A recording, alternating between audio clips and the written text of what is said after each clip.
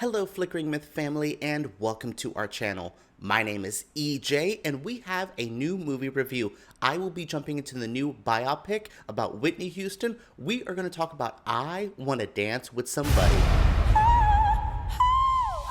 Whitney Houston is one of the most tragic stories we've seen in pop culture. She went from The Voice, one of the most defining musicians of her generation, to a tragic case of watching fame, reality TV, and drugs ruin a person's life. It's really hard to see, and watching it again depicted on the big screen was a bit hard. It feels like the movie A Star is Born. I know how the movie ends. I've seen like 4 versions of it, so about 75% in, I just want to quit the movie and just go, I'm good. I know how this is going to end. I'll just check out later. That's how this was. It was nearing the end of, her time. It was after the Bobby Brown stuff, her little comeback moment. And I just went, oh boy, it's coming. And it's hard to watch a film like this, but at least it was a pretty well-made movie. I'm not going to say this is the Oscar contender that it was originally planned as. I'm not going to say it's the defining biopic of a musician, but I actually thought it was a well-made movie. It just didn't have all the bells and whistles we need for these movies. After like Rocket Man and Elvis and, oh God, Bohemian Rhapsody, at least this is not as bad as Bohemian Rhapsody, but it's in the vein of those movies. But those are so over the top, so grandiose, where this felt a bit more personal, a bit more small scale, which I did appreciate in some regards. I like that this wasn't as over the top. There was definitely moments that they wanted it to be their big, wow, this is going to be played like that Freddie Mercury, Rami Malek, live aid scene. It's going to be big. And that's what the Super Bowl moment's supposed to be. It just doesn't have that oomph. Why? Because the movie just fast forwards through all the moments. It felt like I was scrolling through the Whitney Houston Wikipedia page, like, and here's where Clive Davis signs her, here's where she does this, here's where she does this, and blah, blah, blah. It kind of breezed through all the key points and didn't let me fester on certain moments. I wanted to spend more time in the 80s. I would have loved more time with the weird dynamic of Robin, Bobby, and Whitney. Like, those are, like, interesting moments that we could have really festered in, could have lived in, and made it feel more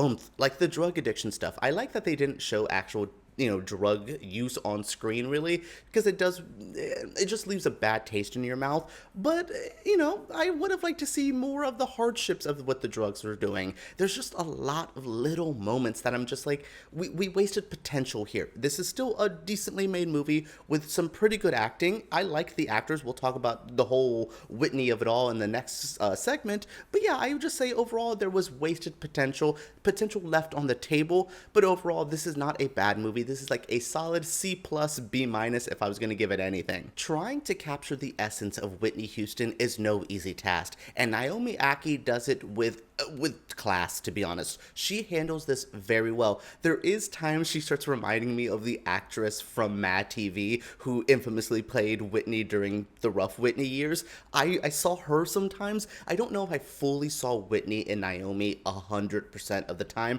but that's me personally with biopics. I never really see the artist. I kind of see someone playing them, so there's like a slight disconnect. But what she was offered, she played the roles well. She looked good in all the costumes. It felt like this is the overall criticism of the movie, but look, when I have friends come over, we show each other all of our favorite YouTube performances, all of our favorite interviews of scandalous pop stars, or we watch drag queens perform the best music videos of all time.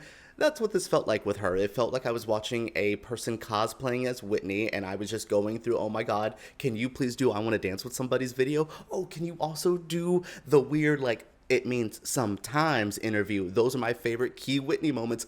I was missing the Diane Sawyer. But is it Diane? The Crack is Whack interview, I was missing that recreation. But yeah, I felt that this was a recreation, not a true, like, let's get into the nitty gritty. And that nothing was more apparent with that, with dealing with Ashton Sanders as Bobby Brown, who I didn't feel Bobby. Yeah, he had the vibe, he had an essence of Bobby, but I don't know. I didn't see Bobby. I didn't really like the Whitney and Bobby stuff in this movie. I thought it was that's kind of the overall movie, is a meh, but I was more intrigued by the Whitney and Robin scenario. Nafessa Williams and Naomi Ackie had very good chemistry, very good moments, and I think the Robin and Whitney story is a bit more intriguing. It doesn't have the decades of juicy details as like Bobby and Whitney kind of have, with all the tabloids and the reality show and all that. But I thought there was a more emotional core with Robin, because I felt the breakup almost with Robin twice, where she had to say, we can't be in a relationship because I'm starting my career, and then when basically she's so drug fueled that she has to kick Robin to the side. I felt those moments more than I felt any of the Bobby moments. I felt more from the Whitney Clive Davis relationship, which this is a Clive Davis puff piece.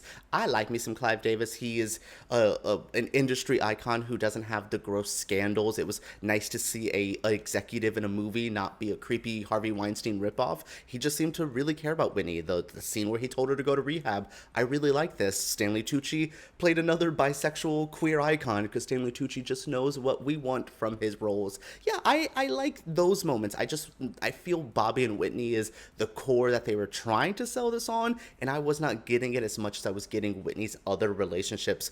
The relationships of Whitney I could not handle is, oh my goodness, her parents. Sissy Houston is a character in pop culture, a figure there that I'm not the biggest fan of, that I feel isn't the sweetest as she gets depicted sometimes. And this movie definitely tried to pat her on the back while shifting all the blame to Whitney's father. There's some complicated feelings here, and it definitely feels like we see some documentaries, it's like Sissy was evil.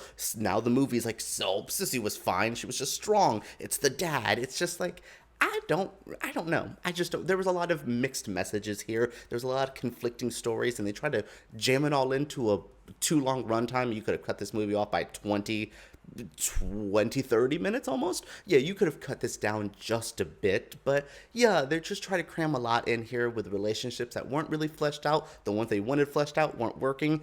There's a lot going on here. Where are we with the state of biopics? We have seen one or two every year now, from Judy to, I mean, God, there's just so many. I was going to start listing them, and then I was like, baby, I'm going to be here for too long. Like, I am kind of done with this phase, and I know we're just trying to always get these Oscar baits because we got a couple of them for a long time, ever since Johnny Cash tried to do his years ago. Yeah, there's just a lot here that I'm just like, okay, what are we saying with these? What are we doing? At least I felt things like Rocket Man was artful and weird and a little over the top and didn't completely tell it just like all the other biopics. And I thought Elvis was a flashy, well-made movie, but I hated the story because the Elvis story isn't as juicy as something like Whitney's to me. So yeah, I think we're in a weird state, and I'm kind of over them. I want to know where you all are feeling with biopics. What is a celebrity you would like to see done on the big screen, or are you completely done with movies like this? What is a way that we can reinvent these?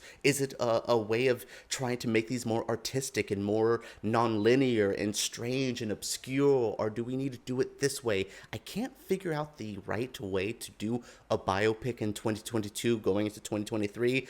But I don't know if I need any more. I don't know if there's any more tragic pop stars I want to deal with. At least like things like Rocket Man had a happy ending. Even Bohemian Rhapsody, which ends tragically, still has an oomph to it. This was just depressing, and I don't know if I could deal with a Janis documentary. I've seen The Doors. I don't know what else I can deal with, and I don't want to know if everyone else is as done with these as I am. All right, everyone, that is it for my review of I Want to Dance with Somebody, the new film about Whitney Houston. Overall, it's a meh movie, but it's fine. I think this is, for Whitney fans, this is going to be great. My crowd was into it. They laughed, they cried, they got into the emotions. So I think this is going to play well. Maybe not be a box office smash, but I can see the Whitney fans going to it. I can see people enjoying this. I had a decent time. This made me want to go home and watch all my favorite Whitney Houston performances, even though I saw them recreated in long 3-minute music videos in this movie. But overall, I think this has enough juicy details to get some people in. What do you guys think? What did you think of this review? What do you think of this movie? Share your feelings down in the comments below. Subscribe to Flickering Myth because we make videos like this every single week. And give me a thumbs up if you did enjoy. All right, everyone, let's talk about this movie down below.